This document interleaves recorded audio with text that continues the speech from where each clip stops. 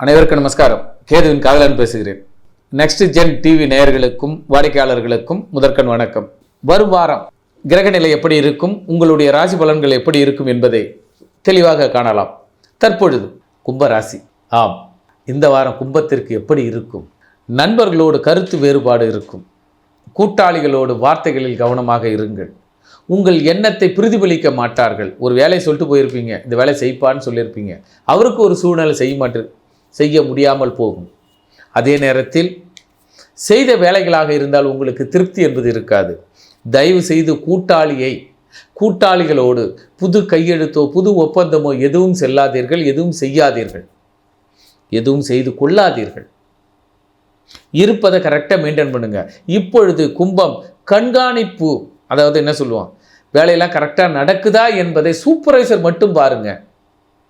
ஏன்னா தவறு நடந்துவிடக்கூடாது என்பதற்காக முன்னெச்சரிக்கையாக இருக்க வேண்டிய வாரம் இந்த வாரம் கும்பத்திற்கு. கவனக்குறைவு ஏற்பட்டால் பெரு நஷ்டம் ஏற்பட்டு விடும் என்பதை மனதில் கொண்டு, இப்போ உதாரணம் குடும்பத்தை எடுத்துங்களா.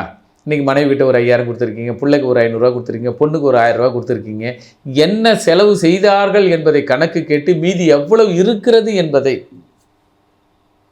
தக்க வச்சிருங்க. அப்போ தான் உங்களுக்கு அடுத்த செலவு என்ன வரும் வராது என்பதை சமாளிக்க திறமை இருக்கும். அதனால் கும்பம் மேற்பார்வை வேலைகளை செய்தாக வேண்டும். அவரவர்களுக்கு இட்ட பணியை சரியாக செய்கிறார்களா என்பதை சரி செய்ய வேண்டும். இல்லைன்னா உங்களுக்கு பெருத்த கஷ்டங்களும் ஏற்பட்டுவிடும். அதே நேரத்தில் கூட்டாளிகளோடு கிராமத்தில் அதாவது இப்படி சொல்லலாம், கிராமத்தில் உள்ள உறவுகளோடு வாக்குவாதங்கள் ஏற்பட வாய்ப்புகள் உண்டு. அதனால் கும்பம் 4 பேர் இருக்கிற இடத்துல பொதுவில் பேசாதீங்க. கூட்டத்தில் பேசும்போது வார்த்தைகளை கவனமாக பேசுங்க. கொடுக்கல் வாங்கலில் கவனமாக கையாளுங்க. கொடுத்த கணக்குகளை சரிபாருங்க.